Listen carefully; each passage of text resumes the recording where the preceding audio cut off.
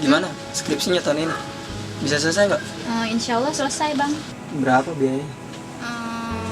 Buat TPL, skripsi sama wisuda hampir 3 juta. 3 juta ya? Iya. Udah antar abang bantu dah kalau ada rezeki. Iya. Udah abang berangkat dulu ya? Iya. Bang, abang berangkat dulu. Iya. Mi, ini pergi dulu Mi. Iya. Hati-hati di jalan ya. Iya Mi.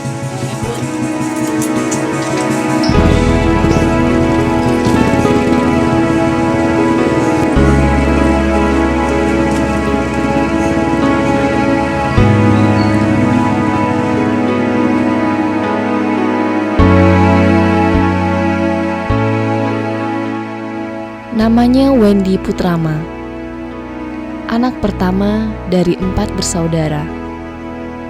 Saat ini, dia bekerja di ISS sebagai tim leader cleaning service di sebuah mall ternama di Jakarta. Sejak kecil, pria berbadan kurus ini terbiasa untuk berjuang menjalani hidup yang penuh dengan cobaan dan tantangan.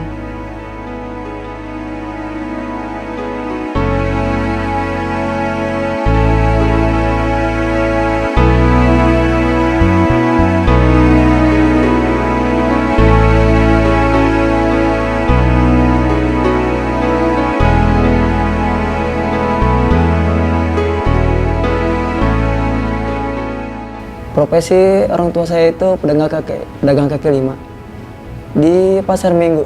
Dia berjualan tas dan juga dompet. Saya mulai profesi berjualan itu dari kelas 6 SD. Saya naik sepeda dengan orang tua saya. Betul, sambil bawa dagangan jualan. Sukanya sih ada juga, Bu. Ya, jadi saya bisa mengenal orang yang lebih dewasa dari saya. Saya juga banyak teman. Kalau untuk dukanya mungkin gak enak ya Bu ya. Kita jualan itu diusir. Mau nggak mau harus kita angkat, kita pindahin. Kalau udah aman, kita jualan lagi di situ. Kurang dikit. Katep.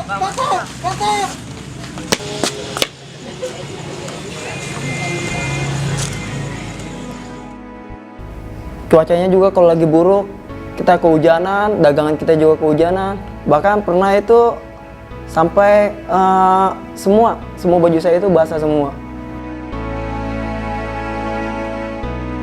Untuk diejek sih bukannya sekali 2 kali sih Bu ya. Sering sih juga. Karena di kampungan saya itu kebanyakan penduduk asli. Karena saya orang perantau, ya mungkin banyak lah. Ada yang di depan saya juga, ada yang di belakang, ada yang belakang.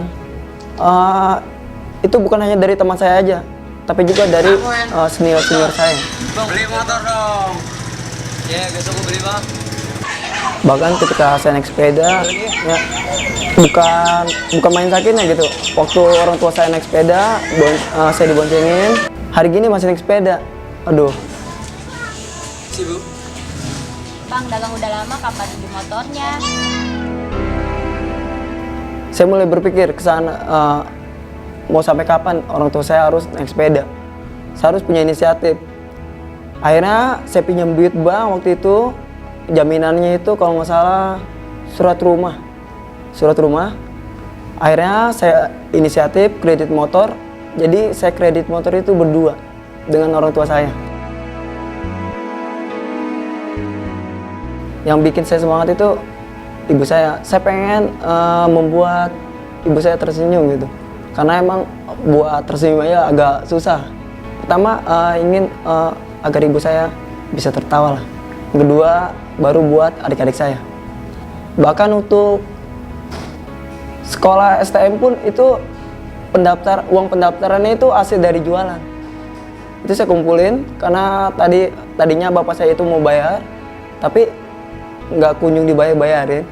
Akhirnya saya punya duit 1.800.000, langsung saya bayarin buat pendaftaran.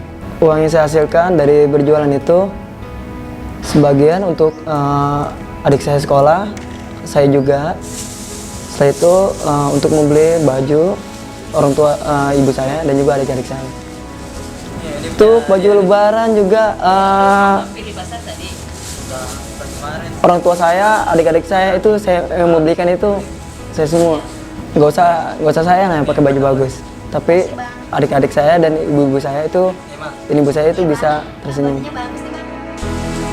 Nah, nih buat Mei nih. Kasih ya Ren, bajunya ya. Iya, nih. Sama.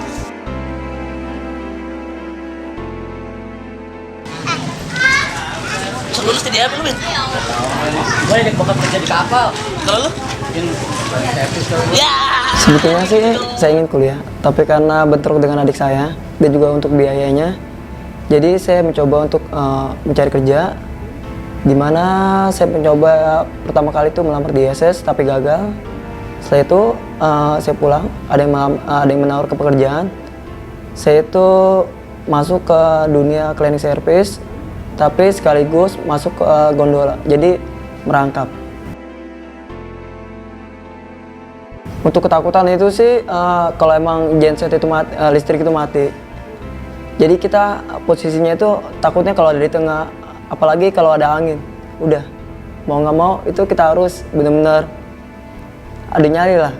Kalau enggak nanti malah kita yang kena. 3 bulan Wendy menjalani profesi sebagai petugas gondola, sampai akhirnya dia memutuskan untuk mengundurkan diri karena suatu hal. Perjuangannya untuk bisa membahagiakan keluarga belum berakhir. Cobaan pun terus berlanjut. Setelah itu saya melamar security, tapi karena berat badan saya kurang, akhirnya ada yang menawarkan jalan pintas lewat belakang. Itu kalau nggak salah waktu itu 750.000. Akhirnya saya tertipu. Siapa yang menyangka pria berbadan kurus ini pun pernah terjebak dalam kehidupan kelam sebagai anak pang. Karena waktu itu Krismon, posisi jualan itu sepi. Akhirnya mandek. Toko bapak saya dijual, semua dagangannya juga untuk melunasi itu. Ya udah balik lagi ke kaki lima karena penghasilannya tidak terlalu mencukupi. Ya itu yang menyebabkan orang tua saya sering bertengkar di rumah. Ya, sekarang dagangan sepi ya Pak Rame. Kok malah ini uang belanja dapur kurang dulu? Ya belum lagi uang sekolah anak nih. Udah 2 bulan belum bayar. Kamu kan taunya uang sekolah aja, nggak tahu kada lagi dagang gini. Kamu lihat ke pasar tuh dagangan sepi. Taunya duit aja, tahu duit Itu aja. membuat saya sedikit panas sih sebenarnya. Ya kali dah gimana caranya. Nah, puncak-puncaknya itu pada saat setelah Saya nggak usaha apa. saya berhenti bekerja juga. Karena tiap hari berantem terus, berantem. Lagi. Saya gerah juga. Akhirnya Mana saya lu, pulang saya keluar dari rumah. Tuh kalau nggak salah waktu itu seminggu waktu itu, Bu. Dimana masa-masa kelam saya dimulai. Mungkin kalau saya nggak kemari, masa-masa kelam itu nggak akan pernah saya jalani. Ya, mau nggak mau lah, namanya juga kehidupan, sudah jodoh. Oke, tepat di sebelah sini, di tempat di mana saya berdiri, saya bertemu dengan anak pang. Bukanlah. Boy. Mau mana lu dulu? Maksudnya lu lah. Mau mana lu? Hah? Sini aja dulu, ngapain dulu? Sini dari mana lu? Nah, mulai dari situ saya mulai berkenalan dengan teman-teman saya. Ya, dengan teman-teman saya. Saya tidur itu juga tidak jelas. Cuma sebatas ngamen dan juga kumpul-kumpul minum-minum dengan teman-teman saya. Minuman kita itu air putih itu digantikan oleh minuman keras. Nggak peduli sama keluarga, bahkan adik saya itu sempat saya abaikan. Orang tua saya juga. Ya udah, yang penting saya senang hari itu.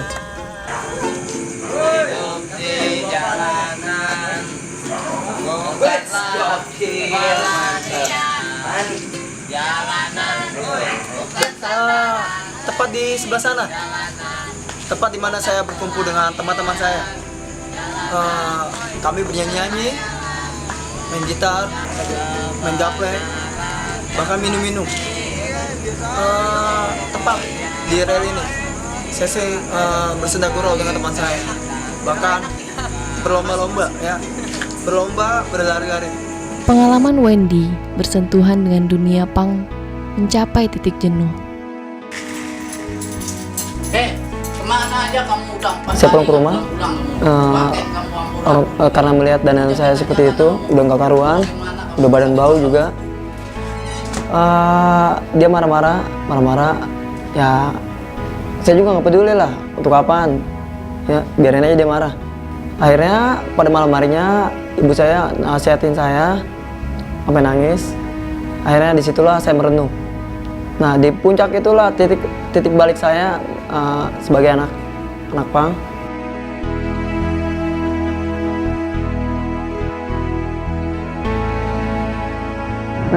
Ngebosen apa ngopretan, makan, minum mulu, ngebosen gua. Inilah makanan ini pokok ya. Ngebosen, gini terus gitu aja. Ya, gue juga pengen hidup maju, sebenarnya mah pengen lah gue ada di dalam gedung ya kan, gue bisa kerja jadi bos kayak orang-orang kaya di situ lah. Jadi di depannya ada komputer, minum ada yang ngirimin ya kan, minuman steril, minuman sehat semua ya kan. Pengen gue juga jadi orang kaya sebenarnya. Iya kan. Ya kan. Sekarang ya masih banyak. Untuk pertobatan itu datangnya waktu itu sih, dimana waktu itu ada acara di Cibubur Jangsel kalau nggak salah. Waktu itu emang ada yang lagi nyapu di halaman parkir. Nah waktu itu saya ngomong dengan teman saya itu namanya Teja. Gue pengen ngelamar Teja. Pengen ngelamar? Iya. Pengen ngelamar ya itu gue. Ini habis dari sini ya gue ngelamar nih. Bener, gue serius. Bisa lah ya kan, kita nggak beda sama di makanan nasi juga. Iya. Kan? Tembus lah kapan lu ngelamar? Gue nih kalau diterima nih, gue janji nih Ja, gue bang berhenti nih Ja. Berhenti nyopet. Kagak dong, gue berhenti dari dunia ini nih. Iya. Utapan gak ada hasilnya ya nggak? Iya, asalkan lu jangan lupa sama teman-teman, ntar lupa lagi kan. Oke dah. Berhenti sama teman lupa. Agak Iya kan? dong. Gue temenin nih. Oke sih. Yaudah, oke kan. Thank you, Fer. Akhirnya saya mulai merubah semua penampilan saya. Saya mencukur rambut saya. Saya membuat SKCK. Setelah itu saya melamar ke perusahaan ISS. Setelah saya diterima di ISS, saya mengikuti training. Setelah itu saya diangkat menjadi pegawai di divisi cleaning service. Ada masanya saya pernah ditempatkan di suatu area, itu di apartemen Pakubono karena masih new project.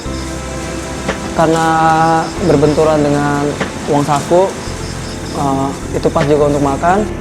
Jadi untuk menghemat biaya itu, saya itu tidur di halte.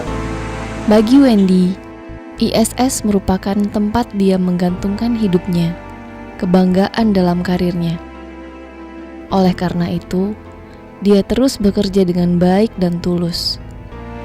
Dia tidak mau menyia-nyiakan berkat yang diberikan Tuhan kepadanya. Untuk perjalanan karir saya tidak semulus seperti apa yang saya harapkan ya.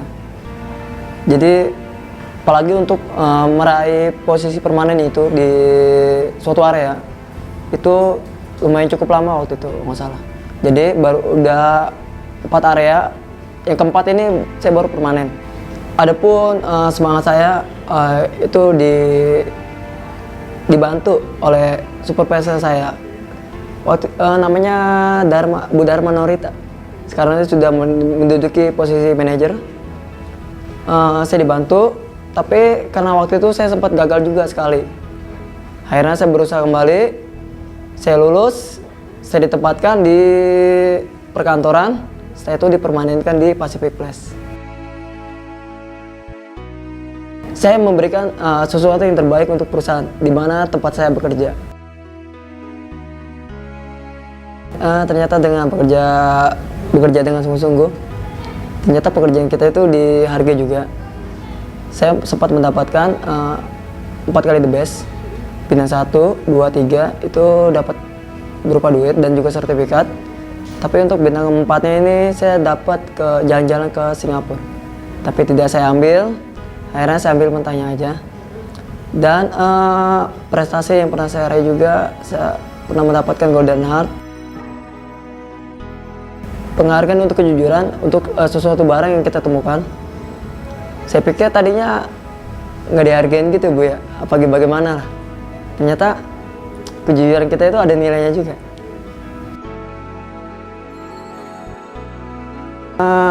Jujur aja nih Bu ya, rumah saya itu kosong, jadi harus ada aksesorisnya. Ya itu salah satu keindahan lah di dalam rumah. Saya udah beli TV, saya juga udah beli radio. Sisanya untuk kuliah adik saya, kuliah dan adik saya yang Hidup adalah perjuangan, dan itu diamini betul oleh Wendy. Namun, ia pun percaya bahwa perjuangan akan ada hasilnya. Wendy, si pedagang dompet itu berani bermimpi, dan dia terus berjuang untuk meraih mimpinya. Saya harus memiliki laptop. Kenapa saya harus memiliki laptop? Pertama, itu untuk adik saya skripsi. Kedua, saya juga bisa belajar nanti. Nggak mungkin kan saya harus menjadi tim leader terus. Saya juga harus menjadi supervisor. Kalau perlu, saya menjadi manajer. Ya, untuk menggantikan Pak Yudi.